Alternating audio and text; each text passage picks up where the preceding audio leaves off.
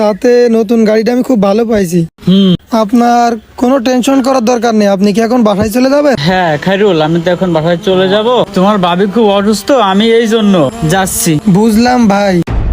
আচ্ছা ভাই, আপনার কোনো চিন্তা করারই দরকার নেই। আমি ওই গাড়ির খবর দিচ্ছি, আমারও একটা ফ্রেন্ড আছে, ও ওই গাড়িতে কাজ করে আর কি। আমি আপনার ওই গাড়িতে উঠাই দিচ্ছি, কোনো চিন্তা করার কোনো দরকার নেই ভাই।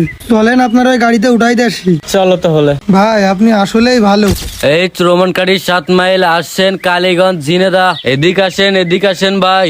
যান ভাই, এই গাড়িতে আপনি গিয়ে ওঠেন, উঠে ওইখানে বসেন, আমি দেই ওর সাথে কথা বলতেছি। 2 মিনিট আছে, উঠে পড়েন। শ্রমণকারী 7 মাইল ঝিনেদা। এ অর্ণব শোন, ওই আমার ওই মহাজন তোর এই গাড়িতে যাচ্ছে, জন্য ভাড়া মারা চাইস না ভাই। এক ভাই, আমি মহাজন ফাহাজন চিনি না। আমার গাড়িতে জাতি হলে টাকা দিয়ে যেতে হবে। এটা কোনো কথা হইলো?